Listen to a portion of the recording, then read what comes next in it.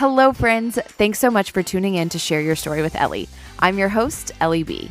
Today on the show, you'll get to hear a catch-up session with me and one of my college besties, Meghan. Meghan Ryan Asbury, well, at least soon to be, that last name will be official in just a few weeks, is an author and speaker who loves to hype people up to pursue Jesus so that they do not miss the best parts of life. After graduating from UF, go Gators, Meghan worked with the college ministry crew and other organizations internationally. She then moved to Charlotte, North Carolina to work as a marketing writer for Proverbs 31 Ministries and has co-authored 2 Bible studies, Ruth and Praying Through the Psalms. Meghan is determined not to let her generation waste their lives trying to be comfortable, but instead find their callings and run after them. She has definitely done that in my life, and I know you're going to learn so much from my sweet friend, Meghan.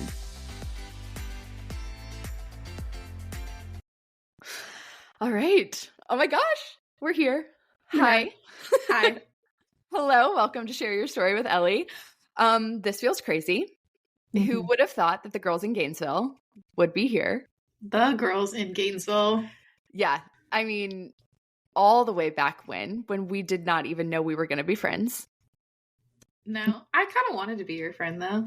Oh no, 100%. I feel like the second that we crossed paths in the Pure Bar studio, it was like, oh, we're going to be friends. Yes. But it wasn't something that our paths would have crossed unless we were working out. No. And I also think that like when I thought I wanted to be your friend, I didn't realize how much we actually had in common.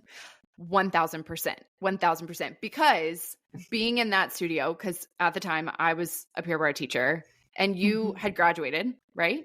Yeah. I was in Gainesville working for Crew, which used to be called Campus Crusade. Yes. And it was probably like the second semester I was there. So I wasn't going to be there much longer, but I was still in Gainesville. Yeah.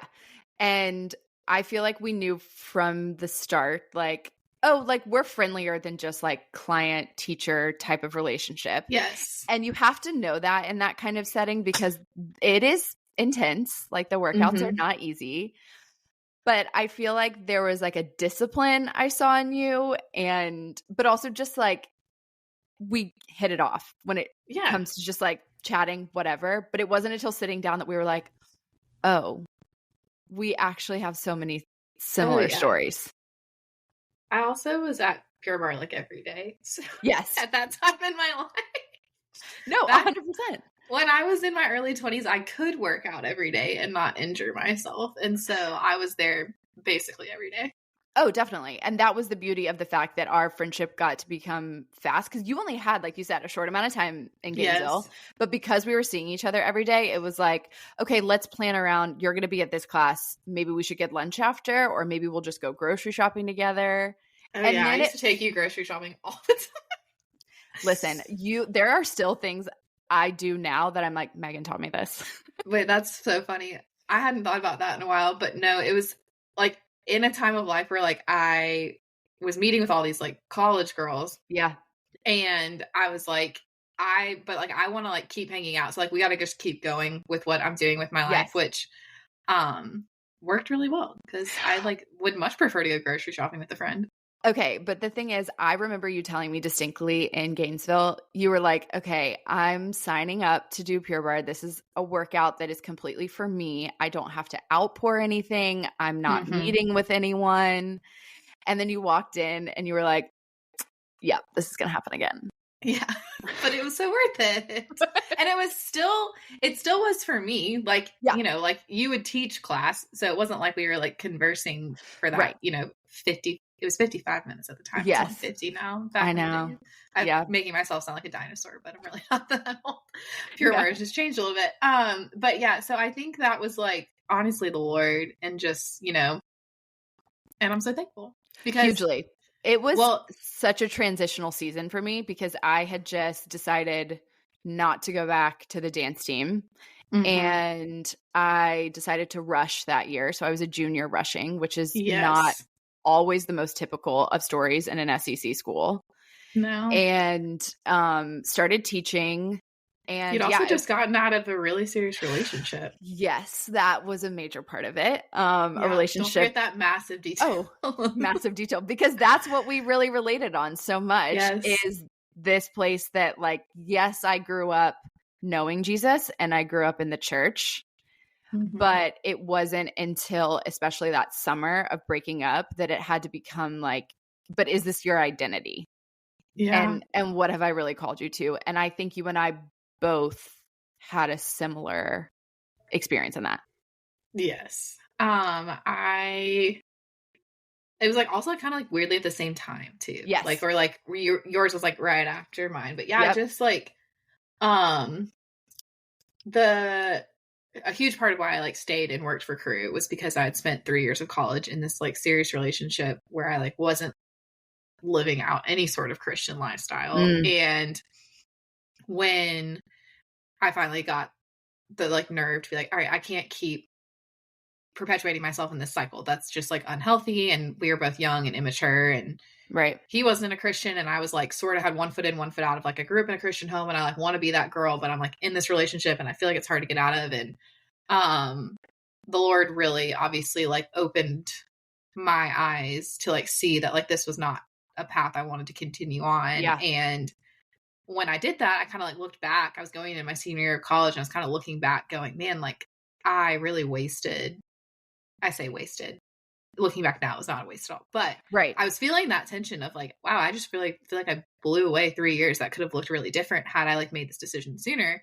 And I feel like that's where the Lord gave me the invitation to stay and work for this campus ministry that was specifically working with sorority and fraternity students, which is a large part of where I spent my time in college.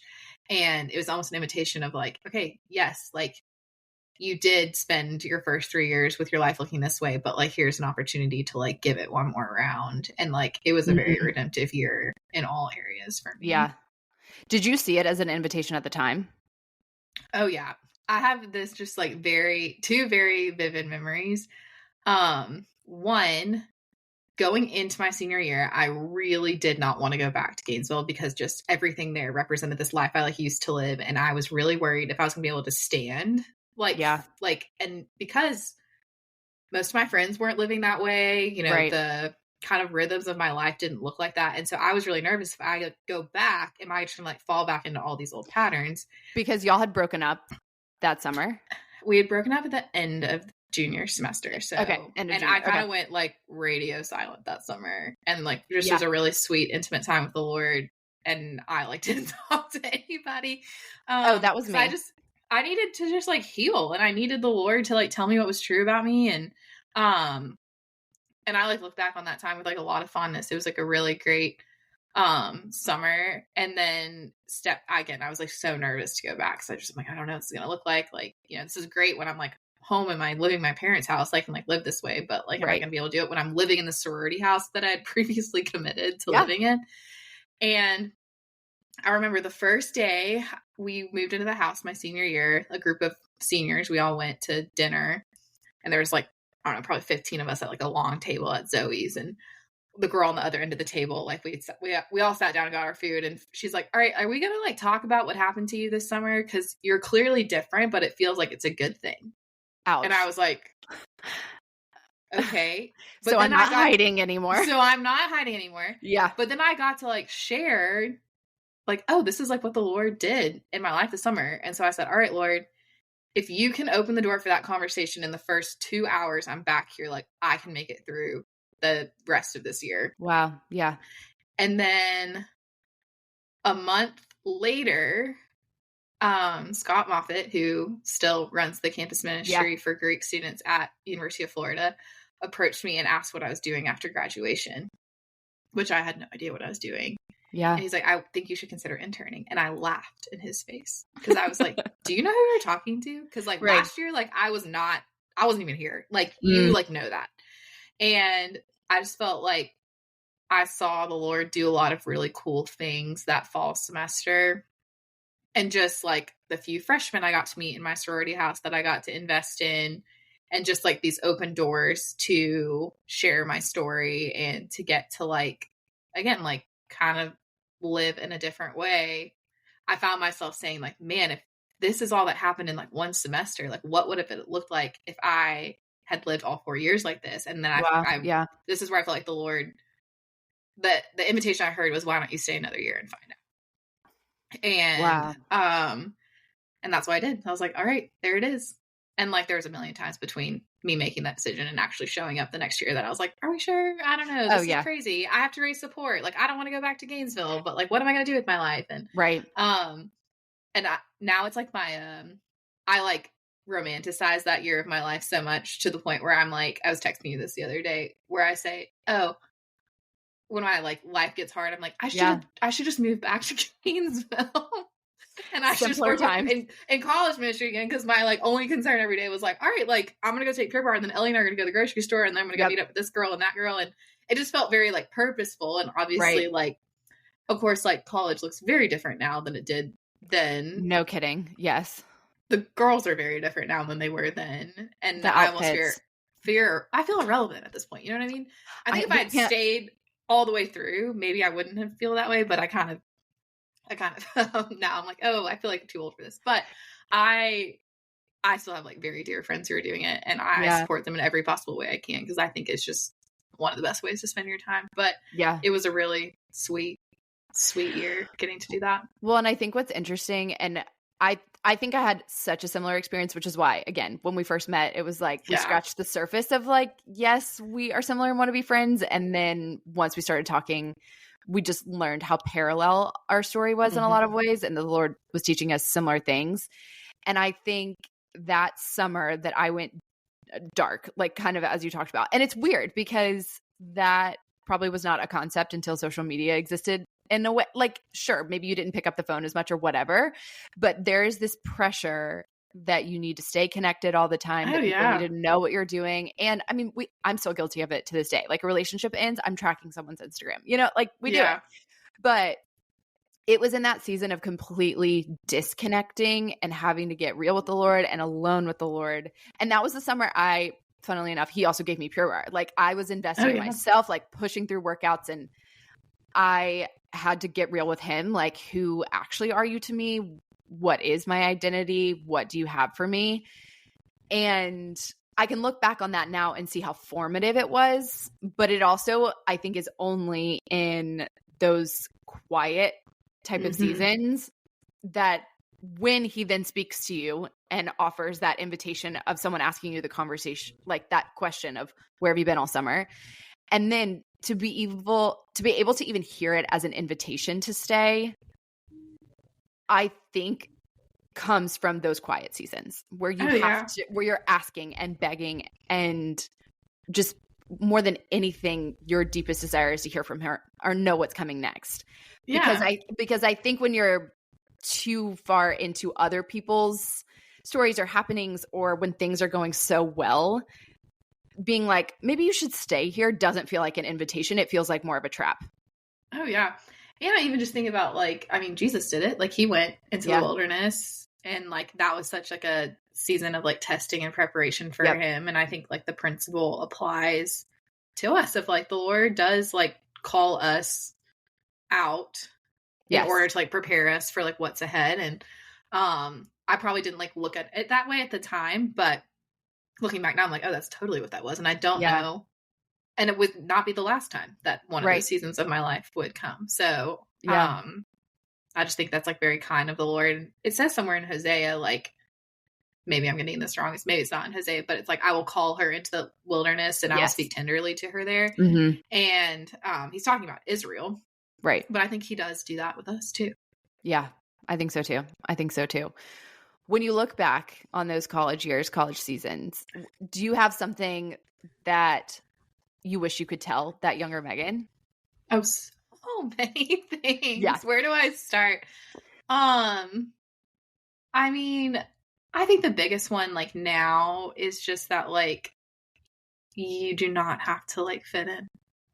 And you don't have to, like, change who you are for a relationship or for a friendship or just for, like, this sense of belonging. Like, I just think so much of when I look back and I'm like, okay, I was like making all these decisions in this relationship that were like super toxic. And I was like trying, you know, I was like in the party scene because I like wanted to be accepted. And then I like wasn't eating because I like wanted to like look a certain ways because I thought that was like the prerequisite to like belong. Right. And so much of that was just like not understanding that like that's not the point, and that's not going to satisfy, and it's not going to make me feel like a whole person or like a better version of myself. So I'd probably tell her that. Yeah. I think I'm learning a lot of that. So much comes down to identity. And college is just such a vulnerable time where there are so many things vying to tell you what your identity is. Oh, yeah. And we'll grasp anything to try to find what it is. Well, and I even like, and this is something that like makes me really sad, honestly, is like when I look at a lot of the girls I met with that year I interned for Crew, or even just like girls who were my age, maybe in other sororities who were like, like, you know, the good Christian girls in college, when their like it was kind of like that enhanced their identity at the time. Like it was a good label. A good label to have. Yeah. And it like got them what they wanted. And I think I watched a lot of people, heartbreakingly so, once life stopped going the way they wanted it to, and once that kind of like image of being the good Christian girl stopped working in their favor, they like all quit. Yeah. And it was very like, man, like we just so easily like look at this as like a what can I get out of it? And it's so much about like, no, like knowing who you are and knowing who God is first. Like knowing who God is like what who tells us who we are is like the only thing that's gonna like be secure and that we can like stand on when everything is stopped going the way we wanted it to. So right. How do you feel like, what was the biggest instigator as you spent that summer with the Lord and feel like he taught you a lot during that summer? What was the thing? Was it digging into the word? Was it worship? Was it like, what were those instigators that made you say, this is actually where I find my identity and this is what I want to pursue? I mean, vocationally. Well, I definitely didn't know that at the time. Yeah. That I wanted to pursue it vocationally. Yeah. I think I was just so desperate to like, I was so like hurt and heartbroken and desperate to like not feel like the pain of this like massive breakup, which I thought was like life altering and life ending at the time. Yes. And just feeling honestly like the weight of my own sin. Like I think we don't really talk about that enough, of just like sin has consequences. And like the shame that I felt, like shame is the voice of the enemy, conviction is the voice of the Holy Spirit. And I think I felt so much shame that like the Lord was really learning to speak to me like there's a difference between like conviction and shame, and like I do not speak in shame, and like I am here to restore. And so I think just being constantly reminded of like the gospel, that while our sin does have consequences, it's not like a 1-for-1. Like, because I did this, this is going to happen to me, or because I didn't do this, this is going to happen to me. But like knowing that like above all, like we are like given the hope of like eternal life and like communion with God when we repent. And that's just something I just don't feel like we talk about enough. And that's like the whole crux of the whole thing. Right. No, I agree. And I think now more than ever, everyone is desperate for hope. And I think we've all been, I mean, 2020 in and of itself, but we've all been in a lot of different scenarios recently where you get to that foundation of where is hope and what is actually going to deliver on this, you know, like, because you can hope in a lot of things, even like you mentioned, those people who used like Christianity as a label, eventually the hope of that wears out too. And he's it. Yeah. And it's in a person. I think it's just coming to the end of myself. Yeah. And like being desperate enough to be like, okay, like I am not working. My plans and my things are not working. So like I'm surrendering, and I have nowhere to go. Yeah. So tell me what you want me to tell me. Right. Right. Yeah. And surrender feels like such a scary thing until you recognize who you're surrendering to and that you never had control anyway. That is the story of my life. Yeah. No. You know, it's like, oh, I'm like, why am I like feeling out of control? Because I am out of control. But I'm perpetuating it by trying to act like I ever had any control anyway. So 1000%. Yeah. Okay. So let's talk about your tattoo, Anything. And it is still there. I sometimes forget, but and the book that really changed so much. Mm-hmm.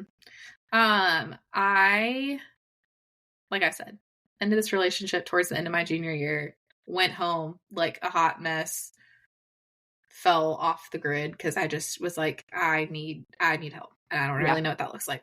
My mom is like, just one of those really godly women. You want her on your prayer team. And we love Renee.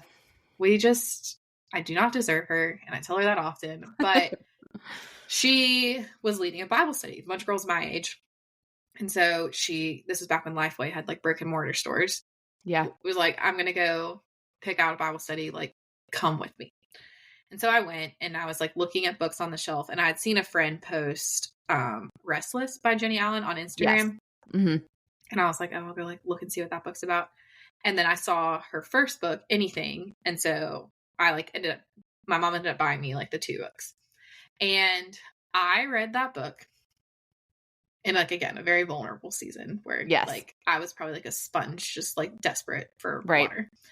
And like everything in the book was speaking to like exactly where I was at. And the whole book is basically like Jenny Allen and her husband prayed, like, God will do anything. We will do anything you ask. And like how their life like turned upside down for the better when they started doing that. Right. And I was still like kind of like 1 foot in, 1 foot out with this relationship. Like we had broken up. I was like trying to remain strong in that. But then like every couple of weeks, like somebody would cave and call, just one of those things you do in college where you like have a hard time to truly letting go of X. And to be honest, it took me an entire calendar year to get to that point. But this was at the very beginning. And I read that book and I was like, all right, I cannot get back into this relationship. Like this is done and over for good. And like, Lord, and I like wrote it in my journal, May 4th of 2014. And I said, all right, God, I'll do anything. I'm it. We've come to the end of this, and I am done. And I've read that book once a year since, because I just feel like it reminds me of like this is my story. This is my story and my testimony, and this is how it's like continuing to play out in my life. And I never want to lose the sense of that girl who was just so desperate and out of her desperation had this like fire and zeal to do whatever the Lord asked, even if it cost a lot, and it did. And even if it was uncomfortable, and it was. And that I was just so, at the time, was just so willing to like I was willing for it to like cost me everything. Right. And I like to read it once a year to remind me of like, this is still worth like giving up everything. And I need to be that reminded, because the world will lure you in quickly. Yeah.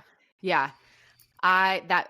Yes, that book is so powerful. And I think at such an impressionable time, when, like you said, you were a sponge completely. But what did that look like practically that year? Like when you read Anything, was that still like anything means anything and I have no idea? Or God spoke to you and there was an idea in the back of your head? It looked like a lot of different things. Yeah. There's actually a quote from that book on this like frame above my head. I love it. That I just haven't parted with, that I've had since that year. And it says, God does great things with surrendered people, and surrender happens every day in 1,000 small moments. And I think that's what it looked like. And the first one was going back to Gainesville when I like, absolutely did not want to. And I really didn't want to go back to sorority recruitment. I realized how insanely toxic it was, and I just wanted no part of it. And through a series of events, I couldn't get out of it. And so I was like, well, if I'm like not able to get out of it, can I like bring some like light into this situation? And so I like had kicked an idea to a friend about like, maybe I could like write like a devotional or something. At this point, I'm not like interested in writing. Like it just was an idea I had. Yes. And like I'd like written in my journal, like, Lord, is that like something you'd want me to do? And I kind of just like put it to the side, and I'd like mentioned it to my mom, and she's like, I think that could be like a cool idea. And I'm like, well, like, I don't know. Like, I don't know what that would look like. And I don't really know if I want to do it. And a couple weeks later, I was at church, and this guy was like, hey, like, I feel like the Lord told me to tell you that you're going to write devotions. And I was like, okay, well, like, you didn't read my journal. So, like, how did you know that? Yeah. So I was like, all right, Lord, heard you loud and clear. Yep. I will go write this devotion for sorority recruitment. And it kind of like took off. Like, I mean, like thousands of girls were reading it. The girls going through Rush somehow got a hold of it. Girls at other schools. Like, I mean, like years, like I still have girls text me say, hey, can you send me that devotion? Because I don't know if it exists on the internet anymore. And it was just like I threw it up on a blog because that was like the only way, that was back when blogging was like a thing. But like, it was the only way I knew how to like put it out there. And the camp crew ended up posting it on their Facebook page, which was how like some girls were able to like find it. And I was like, oh, wow, like people are really resonating with this. Like I had, you know, girls in my house who were reading it and who were like really excited about it. And just, it was honestly shocking. And so once that week like ended, I was like, okay, well, I kind of feel like I should like keep going. And so I just kept doing that year. And it ended up being like a big ministry for me. When I didn't even totally know what that was at the time. But it looked like saying no to like a lot of things I used to say yes to. It looked like feeling rejected a lot. It was like honestly kind of lonely. And then ultimately like it looked like saying yes to like staying another year. And I could like tell thousands of stories about like how that yes dominoed into the next yes and the next and the next. And so I just think like I can pinpoint reading that book as the only reason I'm like sitting here talking to you now. Like the Lord used that book so clearly to like speak to me. And I think like because of that, like that is dominoed all the way to like where I am now. Isn't that crazy? It is crazy. And it started with just saying anything, Lord. Yeah. And whatever you want. Yeah. I think it's so the way the Lord works, which is to say, I don't want to go back. I'm trying to get out of it. I'm trying to get out of it. And he's like, no, stay. And I'm going to help you serve people who need exactly what you have walked through. Because I think so often I am of the type that says, okay, this feels like something that goes against what you've called me to. So I'm going to step out. And he's like, no, I need you to step in closer because people actually need to hear what you have to say or what I have to say through you. And like taking that invitation for what it is, it requires risk and obedience. And it is that concept of anything. Absolutely. And I think like people don't, like everything about being a Christian is risk. Like we are risking like that maybe like none of this is actually real. And like I we think get to the end about of that our lives all the time. Like, but if we get to the end of our lives and it was like none of that was real, then like, all right, we have nothing to lose. But if we risk it and like all this is true, which I firmly believe it is. Same. Like then we gain everything in Christ. And so I think it's just, it is like it's a big risk. And like, even just in the upside downness of it all, like, because of like my story in college, like that, I was able to like speak to that specific group of people in a way that like some of my peers weren't, because that was not how they spent their first 3 years. And like, I got to say, like, I'm not just telling you this because this is what the Bible says. I'm telling you from my own experience why making these decisions is so destructive. And I'm not telling you that as just like I'm telling you that firsthand. Like, I can tell you that living that way is just not going to work. And so I think that was like just also really cool that like that the Lord would even choose to use that. I can't wrap my brain around that. Yeah, to redeem it, because those places that you felt like the enemy could have kept you in shame, he said, I'm going to convict you and then equip you to save so many other people and save in a way that they probably still to this day are either living out, or even for that moment of, why did I make that decision last night? Or I feel this intense amount of pain. And it's so funny talking to you about like this now. I don't talk about this part of my story a ton anymore because it was just so long ago. And like, I'm talking about more like recent things now.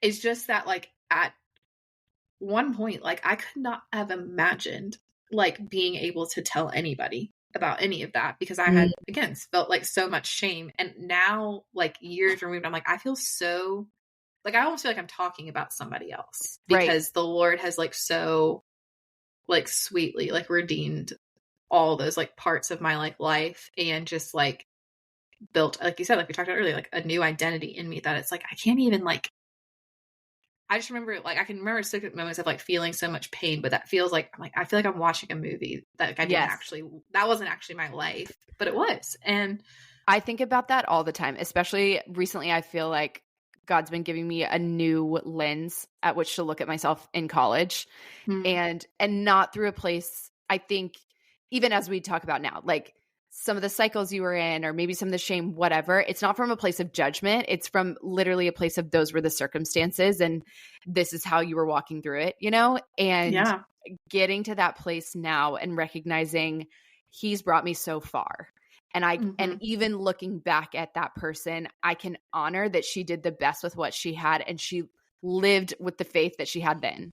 But thank God for God that he presses in. He's the one that pursues us and he still transforms us. Because I mean, there's the me I look at 2 years ago that is different than who I am now, you know? And isn't it like him that I'm sure you felt the same that summer where it was like, I will never not feel this. I will never, I'll never recover. Never recover. And now I'm like, wow, I don't even know who that girl is anymore. Exactly. Cannot relate. Don't know who she is. 100%. Okay, so that started part of the unintentionally, in a lot of ways, working in ministry, writing so much more, sharing your story. And as you mentioned, just the power of words. Like Jenny Allen's book, still to this day, is something that every year you revisit and reminds you where you are and who you want to be, which is surrendered. So tell me about how that started pressing you on towards writing more, your blog. Yeah, I called myself an accidental blogger because I had no intention of actually like keeping that up. Yes. And then for 2 years, that was like a huge part of like what I would call like my ministry and like what I did. And even if it was just like, you know, the small UF circle and like the Southeast, like the surrounding Southeast people that maybe like got wind of it. Like it wasn't like any sort of big thing. And I never went like viral or, you know, this is before like Instagram was like a tool to be famous. Yes. And so you're actually like a large part of this story. I don't even know if you know this, but so I like kept that up like the year I stayed in Gainesville and had no like necessarily like intentions of pursuing it further. And then you told me about this thing called She Speaks, which is a conference for Christian communicators, is mostly writers and speakers at the time, that happened in Charlotte, North Carolina. And Lisa Turkhurst, who I'd barely heard of at this point, ran that ministry. And you said, hey, I think I might want to go. Would you want to go with me? And you get to like meet with a publisher and like pitch your book idea and like get a lot of like training, and it's like a professional conference. Yes. And I like looked into it and it was like kind of expensive and I didn't really like know. And you weren't sure if you were going to go, but then like a mentor and my mom kind of encouraged me like, hey, like why don't you just like go and like give it a shot? Like you never know what happens. So I went, was the youngest person there by like at least a decade. Yes. I had like put together a book idea that was like, you know, I'm like, no one should let this 23-year-old girl write a book, but we're going to like, anyway. So it was a really great experience. I like learned a lot. And then I came back and basically quit writing for 3 years. Yeah. Just because, again, a new season of what was probably like some hidden years of just like intimacy with the Lord and like working behind the scenes and a job that was like kind of like not super healthy and it was not, you know, it just wasn't a great fit and a good dynamic at the time. And but at She Speaks, I found out about this thing called Compel, which was like a monthly online writers training you could do through Proverbs 31 Ministries. And I signed up and I like did the courses for the next like couple of years. Like I said, I basically quit writing. Like I wasn't putting out blogs. I like really wanted to, like, I felt that like thing inside of me of the Lord's like, this is what I've gifted you to do. But for some reason I felt like I kept hitting a wall of, And it was so frustrating because I would like watch people like Jenny Allen and Annie Downs and like Lisa Turkers like do what they do. And I would just weep because I'd be like, I just feel like that's what the Lord has called me to do. And it's in you. It's in you. It just somehow cannot come out. But it wasn't coming out. And I was like, and looking back now, I feel like that was very intentional of the Lord to be like, definitely. You do not, like, this is not about, you know, the final product. This is about like the process. And so I did that for like a couple of years after while I was like working this other job, and I was living in my hometown and had, you know, great community and was just living presently with what was in front of me. And and it was frustrating because I was like, I would be fine if we never saw that whole like writer thing to fruition. But then I would like just feel that like thing inside of me and that ache where I'm like, is it normal for people to cry when they like watch these people doing stuff because they feel like they should be doing it? And then I realized, no, not everyone feels that way. Only you and I. We are in the select group. And I was like, okay, well, I don't know. Like, I would be very, very content to just quietly serve in my local church. No one ever know I exist, and meet with girls on UF's campus and talk about Jesus. Like, that would have been fine with me. But there was just something in me that just felt like, and I couldn't let it go. So fast forward, the beginning of 2019, I canceled my subscription to this Compel training because I'm like, why am I paying for this? I don't even write anymore. And were you still doing some of the prompts and activities throughout? Like, I would like write it all. Like, I took notes like I was in a class, but I was not like executing on like doing homework or exercises or that kind of thing. Okay. No, it was like just, it was a lot of ingestion, not a lot of like execution. Okay. And fast forward, that summer I started applying for jobs because I was like ready to leave my current role. And I like stumbled upon this like job posting at Proverbs 31 for their promotional copywriter position.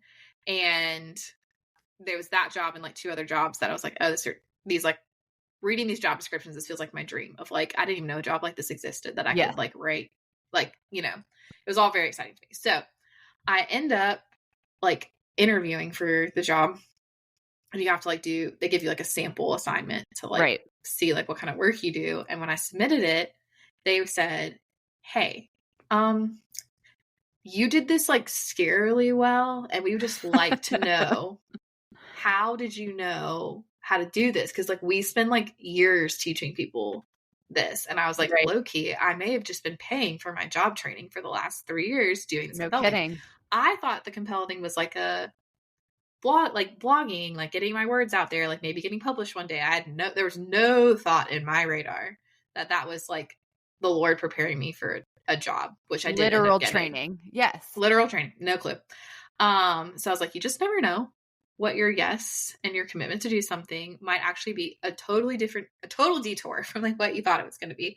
Absolutely. And again, I moved to Charlotte and I started the job, and I still didn't write for like personally for over a year, because I just was also like, I don't want you to think I just took this job because I'm like really into writing. Like, I actually like want to do this job. And and I was surrounded by a lot of people who like also were really good at it and like did it too, and that was like kind of intimidating. And so absolutely, I didn't do anything with it.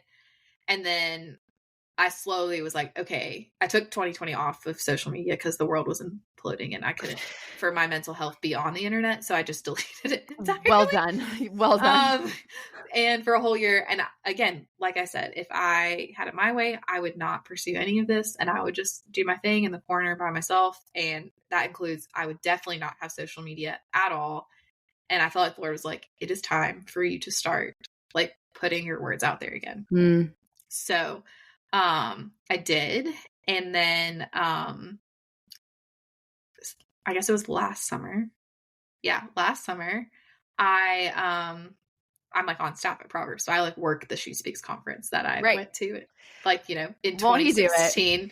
Yes. And pitched a very different book to a publisher and ended up, signing my first contract for a book. And so, again, still screaming about it. I'm not going to scream into this microphone, but like, again, like I had no idea that like going to that conference was going to open the door for me to like do the compel training, which is going to open the door for me to get the job, which is going to open the door for me to get the book. And that was like a very windy road to get to like what I maybe thought I could have been doing like right after working for Crew. And the details are just like so wild. Like this past summer, I like stood on stage at She Speaks and was like talking to this group of people that I was like, I was literally in your seat not that long ago. And so my counselor says all the time, talking about the windy roads to get to somewhere, she's like, when you follow Jesus, you think you surrender to the point of being in the passenger seat, and he's going to drive you around and lead you where you're going to go, and you're going to sit next to him and see the road ahead. And really, it's like he tells you where you're going to go, but then you sit in the back of one of those, you know, like those old station wagons where they had the seats in the very back that face the back of the road. She's like, really, walking with Jesus looks more like hopping in the back of the station wagon, buckling in, and he's just going, and he's going to take you on detours. He's going to take you routes you didn't think were possible. You might get car sick because you really want to see straight forward, and there's going to be some turbulence. But as you can look back and see the path, like he's still leading you to that place he initially told you. And I have to remind myself all the time, because I'm in a different season of life of just like massive transition of like, he got me there before and it worked out. And it worked out in ways I could not have imagined. So why would I think he's not going to do that again? Yeah. I think especially you truly are one of the most disciplined people I know. And that's very kind. No, it's not kind. It's just true. Because even back in college, like going grocery shopping and whatnot, you were like, these are the snacks that I will eat all week after I go for this run. This, like, you've taught me so much about organization, discipline, what it means to see yourself through something. And I think in quiet ways, you're also very driven. So it is hard when you have this ache inside of you, like you talked about, crying, seeing other people do what internally is your dream. It's hard to sit back and trust. It's just like confusing because I'm like, I don't want to want this. And I don't like, because a lot of it is like, especially like, being as close as I am to some of these people like Lisa Turkhurst and like whatever, like what they do is really hard. Yes. And I have no aspirations to get to her level because I think only she can do what she does. No kidding. But like, even just on like a small scale, I'm like, putting yourself out there for the public is just like scary. Yeah. And talk about an invitation to your life. Yeah. I'm like, I don't know. Do I really want like, but again, like I can't like help it. It just like comes out, Yeah. And it's also, that is still the beauty of anything, of you saying, okay, Lord, whatever the next yes is. And your next yes looked like signing up for Compel when you didn't realize it was training. I mean, you could have never known. No, not in my wildest dreams. Yeah. Yeah. When you wrote on your Instagram caption announcing your book, you said, this is a better story than I could have ever written. Mm-hmm. Why? I think it's like those details that like I could not have like woven those things together if I like tried. Like I couldn't have known throwing that blog up was going to lead to me even like wanting to write a book. And back up even further, I flunked out of my major my junior fall because again, I was a hot mess express and I needed to graduate on time.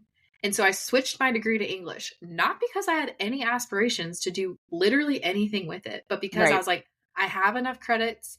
I kind of like to read. I can write a paper. Like, no, I did not consult the Lord or anybody's wise counsel on that decision. I just was like, I got to get out of here. Got to get the credits. Got to go. Got to get the credits. So who would have known that? Like, I got a degree in English. And then like, I threw that blog up and then eventually like, went to this conference. Like I just like those like small little details where I'm like, I could not have like made that up. Yeah. And if you told the girl who was like crying on the floor the summer before her senior year going like, am I ever going to be like worthy of love again? Have I like royally screwed up my life? That like, that would have been how the story played out. I would have been like, what? Yeah. Yeah. And would have been worth the risk, like, cause there have been bumps on the road. Oh my gosh. Sure. And there's been like so many times where I'm like, well, first off, like like I said, I quit writing for 3 years. So I like clearly gave up on it like ever happening. And like even like the writing process has been like anything but glamorous. So I'm not like, so it's just, and like it's gonna happen again. And that's just like the ebbs and flows of life. And I think I just have to remember like God is in the details. And when I look back, I can say like, all right, that was hard, but like look what I got this. And like that was hard, and like look at the Lord's faithfulness. And it's like a perpetual reminder of that, like over and over again. And I like continue to see that. But I think we have to pay attention to it too. I think we can get so tunnel visioned into like what's happening, or correction, we can get so tunnel visioned to what is not happening in front of us that we like aren't seeing like the goodness that He is like tucked into each day. Yeah. We're going to circle back to that exact phrase when it comes to singleness and your current relationship status. But first, are we allowed to talk about the title of your book? Yes, we can. Will you share it? Yes, it's called You Are Not Behind, and it'll come out September 2024. So we got a little bit of time, but I just submitted my manuscript a couple weeks ago. Yeah, you did. In edits now, and I can say no matter what happens from here, I wrote a book. You wrote a book. I don't know if anyone will buy it, and that's okay, but I wrote one, and I can say that a lot of no people matter people are going to buy it. I promise you. If it's up to me, people will buy it, but you've got a lot of people. Okay, why this book? Why this title? Because it's not what you originally pitched in 2016. Oh, no, but a lot of life has happened then. I think I started to realize, kind of like I was talking about those girls, where like when life stopped going the way they wanted to, they started to quit. Yeah. Or compromise. Maybe compromise is a better word than quit. Some of them did quit the Jesus thing entirely, which is sad. But I just think like that's like the world we live in. Is just like we constantly are stacking ourselves up against other people to see how we compare. And we're so focused on like getting to somewhere we like think we want to be or think we're supposed to be. Right. That we're like actually missing the life the Lord has put in front of us to live right now.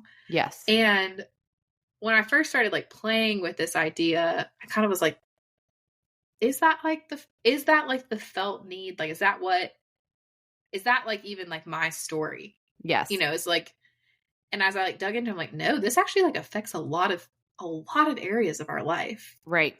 And it's like, and I think it keeps people, I feel like we just miss out on so much like joy and celebration, and just like, I think we miss the life that is like right in front of us because we wish we had another one. Right. What were the biggest tension points you said when observing that in your life and in other people's, where you could see this is what we're battling? We're missing out on what's here.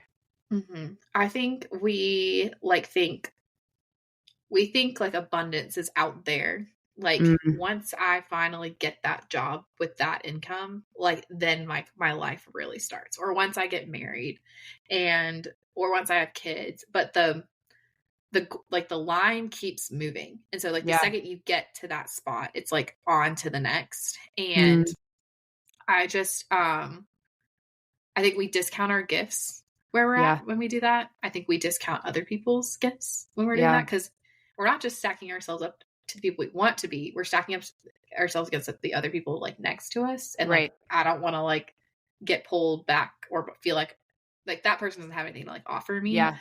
I think we miss out on a lot of like really great community and relationships because we're like, we feel like we have to be friends with people who are where we are, where we want to be, not like where, you know, and, we just get stuck in like this discontentment. And I think like we're always going to feel discontent, you know, like that's something that like will not go away earthside. But yeah, exactly. I think that like we like fall into like this trap of idolatry that like could so easily be avoided if we were like focused on the right things. Yeah. Yeah. Well, not to give away the entire book, but if you could give a teaser as to some of the ways people can combat that, because I think now more than ever, especially with social media, which we recognize as a major tool and something that can be really amazing. But I think an era of life like your 20s where there are a lot of milestones, 20s and 30s. There are a lot of milestones that people have considered as like, this is the time frame in which you accomplish these things, whether that's career, family, marriage, kids, all the above. But now we have social media and we have access to people all the time. So it doesn't even matter that it's not someone, you know, we're not even comparing to, oh, my neighbor next door drives a nicer car than I do. It's like this person I've never met halfway across the world seems to be enjoying their life, and I am miserable here. Yeah.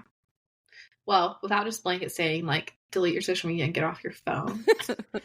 I think there are some unlikely things that help. One of them I don't think we talked about enough is we need to grieve the fact that we're not where we thought we would be at this point. Amen. I think taking a second to like acknowledge like, hey, this is what I thought my life was going to look like, or here's what I really wanted and it didn't happen, is like the first step to like getting to a place where you can like find that like satisfaction in your life. I think like acknowledging what you actually want. Like I think we kind of try to manipulate our like hopes and our desires because we think, okay, I'm like, people say dumb things and they mean them with love, but one of the phrases is like, you'll get it when you least expect it. Or like the second you stop wanting it, it'll come. Yep. And it's like, no. So what we do with that is we try to like manipulate our hope. And it's like, well, if I don't want that, then I won't be embarrassed when I don't get it. Yep. And I won't like, and like God will give it to me because like I'm like really content and my like joy is found in him alone. And so then like then I'll finally get the thing once I like finally find like this real contentment. And in that we're not acknowledging like what we feel. And that's like important and I think biblical. And we're not, I mean, we're like lying to ourselves and everyone around us when we do that. And then it makes us feel guilty and frustrated when we can't like shake those feelings instead of like coming openly and honestly to the Lord. Because once we can acknowledge those things and surrender, like, I really want this thing, but Lord, I'm going to like surrender to you. Then he can start to like put desires in our hearts that are from him. But if we keep them closed out, it's just, you know, it's only making us more miserable. Yeah. Burdened. It's risky though. Oh yeah. And I think that's like, it is, but it isn't. Right. So I think, you know, vulnerability feels like really risky. And obviously if you've been like hurt by unsafe people, I don't know everyone's stories, like listening. Like I know this is very nuanced what I'm about to say, but like at the end of the day, like we really want to be like fully known. Yeah. And like loved. And our fear is that we're not going to be fully loved because we're not fully known. Right. But if we don't let people in, that's never going to happen. Yeah. And people are going to like let us down. And, you know, obviously like the world is broken. But if we could be vulnerable with God, which I think is scary because a large part of like what I wrote in this book was I feel like I was vulnerable and honest before the Lord. And I feel like I was feeling like he was leading me on. Like he had no intention of ever giving me what I wanted, but he was going to dangle a carrot and like string me along. And the reality is that's not his character. That's not what he does. That's not who he is. But it took me like acknowledging like, hey, this is like how I feel, to be open to see like, hey, that's not his character. That's like not what he does. Yeah. Like, he like doesn't withhold like good things from me in order to just like lead me on and keep me from quitting. Like teach me a lesson or yes, like he does it because he loves me. Right. And part of that love looks like discipline. Part of that love looks like walking through seasons that like you didn't expect or didn't want. And we can't really know this side of heaven, like why. Yes. Which I know like you've experienced like so much with your mom and just hugely. Like, you know, we all thought like she's gonna be like healed and like she's going to like live longer and like that's like devastating. It would have been devastating either way. But like, do you regret hoping for that? No. And that's there's a I think it's by Katie Davis Majors, Daring to Hope, where she really dives in that was such a pivotal book for me. But yeah, it's that place that I think, as we talked about even from the beginning, so much of what God is after is an invitation, because he just wants us to know we are fully loved and known by him. Mm-hmm. And that feels really hard to grasp in the middle of, I am just supremely disappointed. And I cannot believe that this is anything but horrible. I can't imagine there's purpose in this. I can't imagine there's good in this.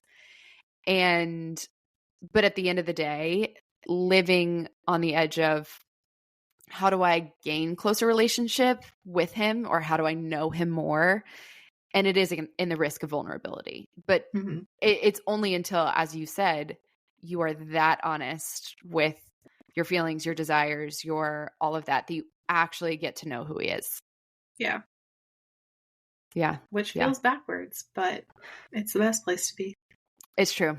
It's true. It's not without its own pain. Like, it's not to say, I think that's something that both you and I probably battle, which is, we're good at a formula, or like tell us how things work.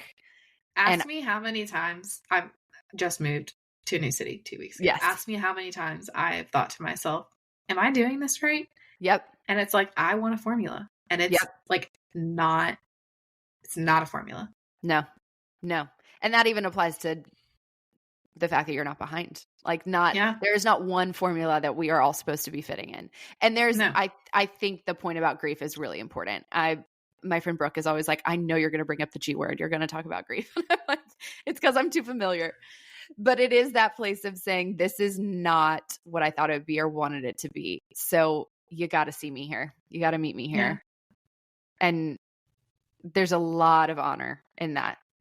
Mm-hmm. Okay. So through this book writing process, I feel like a lot of times when I write something, or I feel like I'm putting something out there, the Lord really puts me through it. Oh, Ellie. First off, I totally thought, oh, I know what I'm going to write about. Like, it's the past 10 years of my life. Like, it's the up until this point that I'm going to write this "You're Not Behind" message from. And the outline stayed the same through the writing process, in terms of what the basis of what was staying in the book. But the actual stories and the things that played out were my actual life being lived in real time. And I was like, hey, I didn't really think that this was how this was going to go. I thought we were going to write this book. Now, granted, I did say I knew I'm going to have to live this, but I think I thought I knew how I was going to have to live it out. I was like, I'm going to be single. I'm going to be moving, my roommates both my roommates are getting married. I'm going to have to navigate that whole, oh, here we go again. This is my 18th and 19th roommate that are getting married. And literally. Yes. Quite literally my 18th and 19th roommate. Insane. I thought it was going to be just all these things in life where I was like, okay, yes, I'm going to experience and feel this in this way. But most of what's going to be included in this book is going to be past tense. And recently, last year would have the year before I signed the contract, that would have been enough. And that is included in some ways. But I also didn't think about how I would experience some of the I actually had to sit down and grieve some things here. I talk about how a lot of shame from our past decisions can feed into us feeling behind, because we kind of ask ourselves the question of is this my fault? Right. And I kind of dive into the theology behind that. And when I was writing that chapter, I was having a week. Yeah. And I wasn't even pinpointing it back to this idea of I'm feeling shame from decisions I was making, because again, I was writing about decisions that felt pretty past tense. And I was talking to a friend about it on the phone. She was like, wait, what are you writing about this week again? And she was like, I'm like, the enemy is not even creative. Literally. You know what I mean? Once someone calls it out, it's so obvious, but in the thick of it, you're just fighting with everything you've got. Yes. Or the fact that I just felt actually behind writing it the entire time I was writing. I'm like, I feel behind on writing this book that's about being behind. Right. And that's small micro. So I just I had this picture in my head of like, here's how I'm going to experience this in the next year. And it turned out to be like very different. Like at 30 years old, I moved into my friend's parents' basement. Yeah. Like it wasn't my parents' basement, but it was a basement. Right. Or like I was dating long distance, and like a lot of that like kind of like uprooted a lot of stuff that I was like writing about. And I like wasn't expecting to like see it. Like that wasn't something I was expecting to like include. Right. But it'd be like that sometimes. Don't it though? Don't it though? What do you hope that people receive from this book? Like they get to the end of the book and, you know, I really do think it's so beautiful that this is the story, because as much as you learn from anything and that has cemented you, I think this will be cemented because I think this is one of the biggest struggles right now. Yeah, that's very sweet of you to say. I keep saying if one person reads the book and has the experience I had with Jenny Allen's book, I would count that as worth it. Okay, it's going to be me, so it's going to be worth it. I think like you're not going to get to the end of that book and say, I'm never going to feel behind again. Right. But I want you to be utterly convinced that you're not. Like that doesn't mean you won't feel it again. Right. But I like want the reader to walk away and be like, no, like I actually am not behind. I love that. And like walk in the freedom and authority of like what is in front of you. Yeah. That's really so centrally themed around even this podcast. Is there are so many twists and turns of your life, and it can feel like none of this matters. What is the point? Why is this so hard? And at the heart of it, it's like you're not behind. There's purpose here. Okay, so as you kind of mentioned, we're bringing it back. A year ago, literally a year ago, you were here at my house. We went to a Gator game. Go Gators. Go Gators. We were having a lot of discussions as to things we were still grieving, things we're still hoping for. A big portion of that being singleness and desiring marriage. And I think there is a part in all of us that, especially when we're desiring something, that we're like, God, you're the one who created marriage. You're the one who said it was not good for man to be alone. And I want to do this your way. Why is nothing happening? You were telling me that a year ago. Since then, catch us up to date with what's going on. You are now in a completely new city with a ring on your finger. Yes. Okay. Getting married in literally 2 months. Yes. I don't even know where to start, to be honest. But that it's the same feeling of feeling behind, because I feel like 18, 19 roommates that are getting married while you're living with them. How could you not feel that? Oh yeah. And I would even say like at that point a year ago, I was getting ready to turn 30. And so it felt real strong because I wouldn't say like my mid-20s was a time where I like struggled with singleness. Like I had gotten out of a really toxic relationship. So I was like very like happy. And I like never had a doubt. Like in my mind, I'm like, I don't doubt the Lord will provide that at the right time. That for some reason, I just was convinced that was like the case.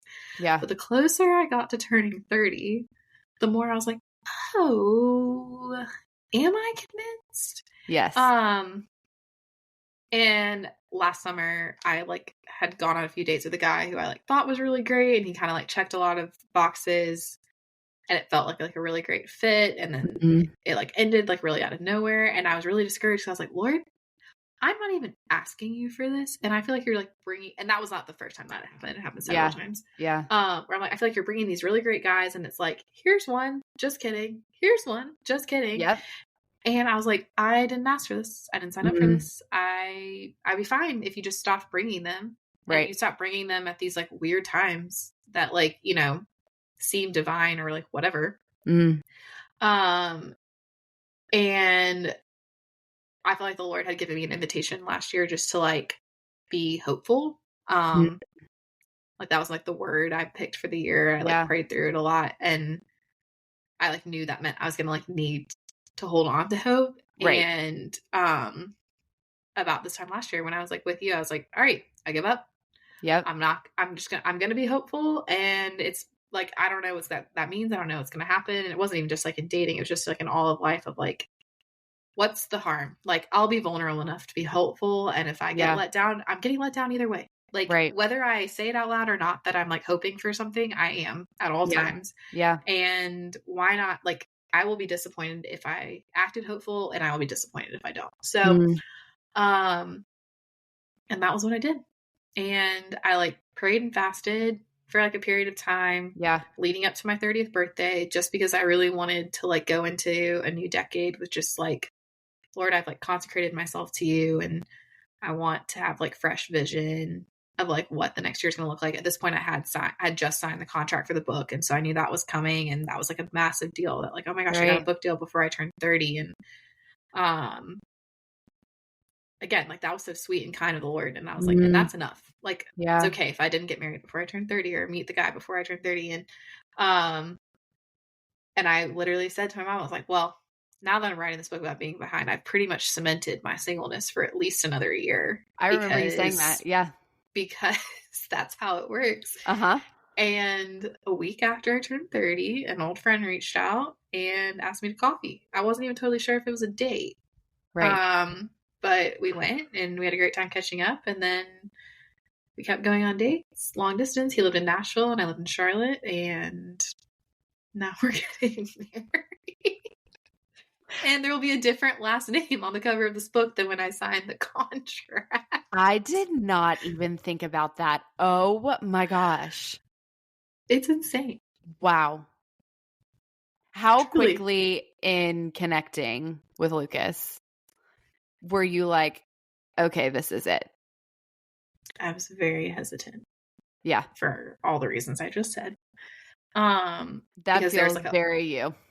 There was a lot of things early on. Again, we had known each other for 7 years. We had never lived in the same city, but we had just been like friends. And did you stay connected at all? Yeah, we would like see each other like once a year until I moved to Charlotte. So for the last few years we hadn't. But we were like friends on Instagram, and like, you know, it wouldn't have been weird if I were like in Nashville to text me like, hey, like, want to hang out, and it'd be totally platonic. There's a few things early on that he like said, or that would like come up that felt like pretty specific to things I'd been praying about during that like time I was fasting. But that had happened to me before. So I was like, I'm not holding on to that. Yeah. That's, you know, and I just like kept my hands open, and we just kept committing to like, you know, the next couple of times we were going to see each other at a time. And I was like really, really scared it wasn't going to work out.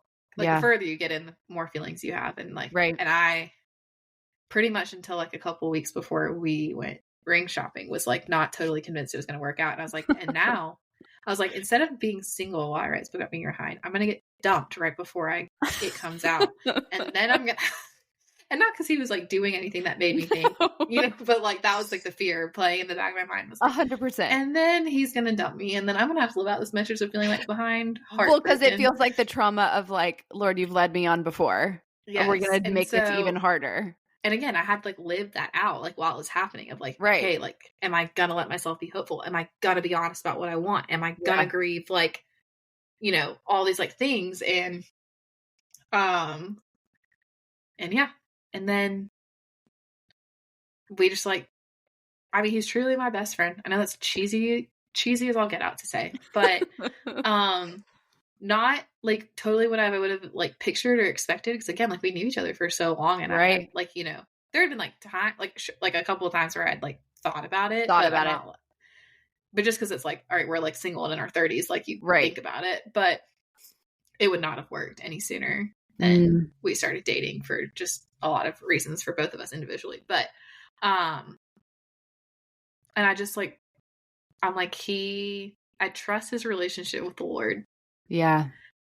And like, we have a lot of, you know, things in common, and we have fun together. And like, we like, you know, one of the big things that was like attracted to me about him, even when we were friends, is he was always like very supportive of like me pursuing like writing, and was always like really hyping me up about that. And to me, that was like really important, because there are guys who I've gone on dates with who were not that way. And that was like really important to me. And so, I don't know if there's like a particular moment where I like knew like he's it. Like, I think I would say like I started to like love him pretty quickly. But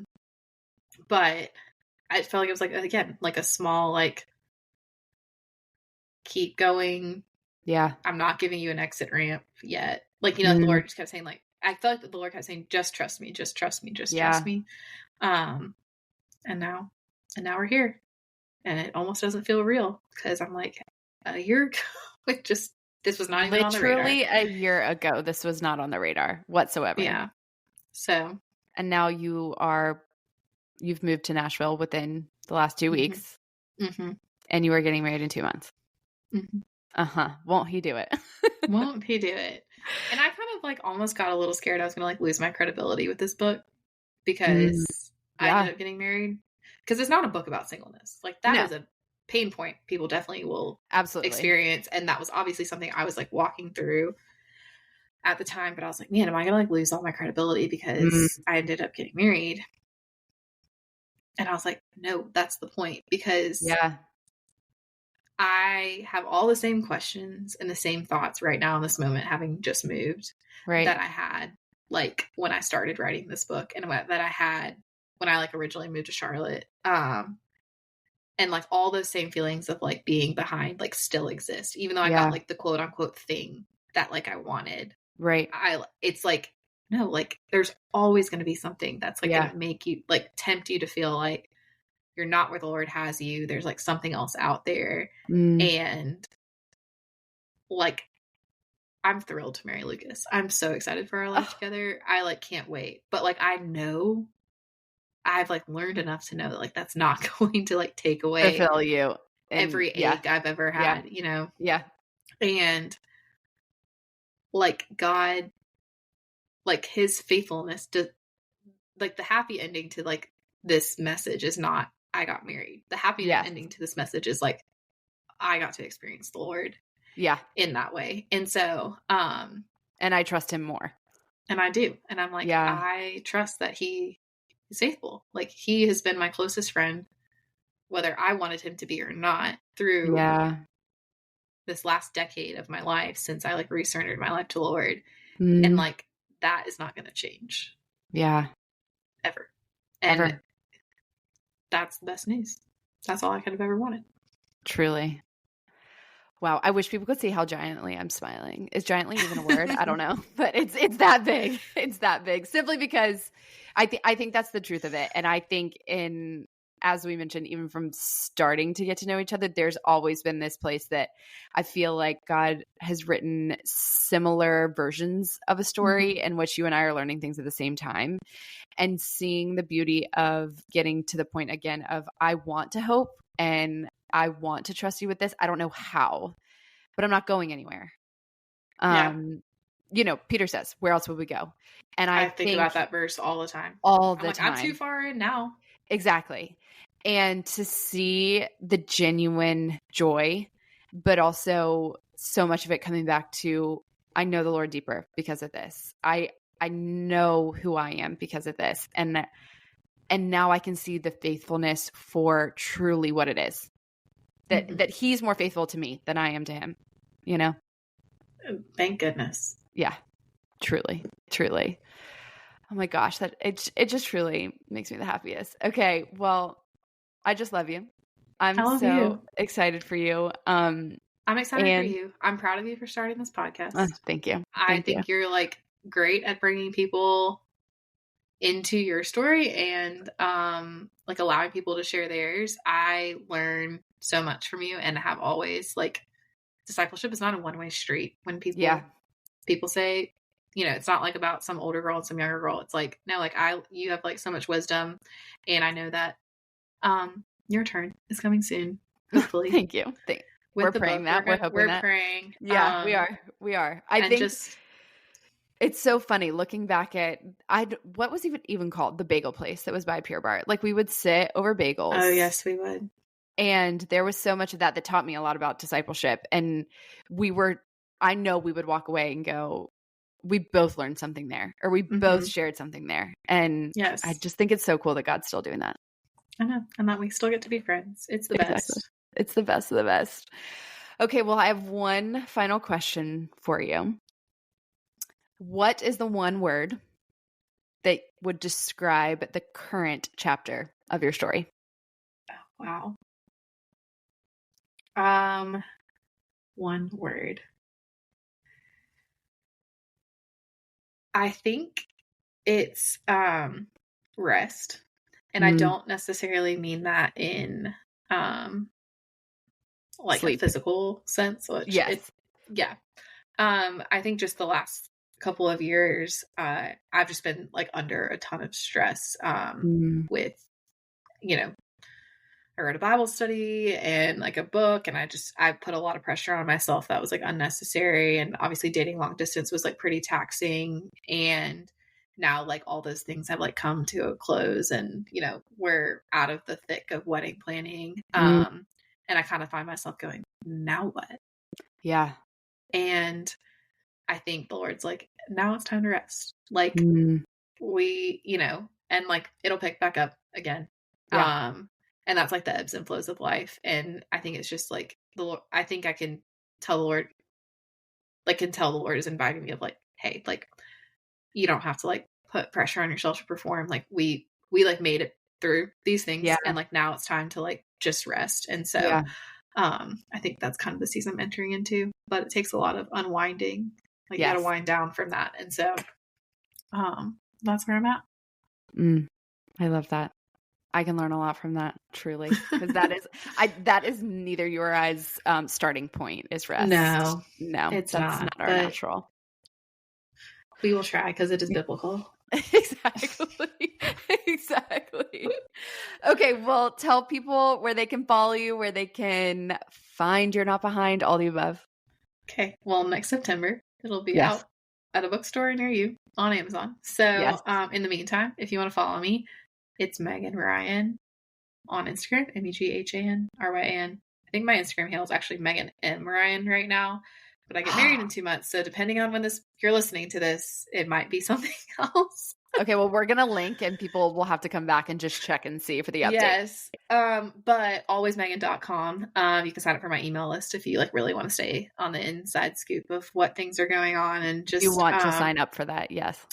So I've got some fun free resources if you want them there. And that's where you can find me. Oh, Meghan, I just love you dearly. I really love do. You too. I want to see you in person soon. I know.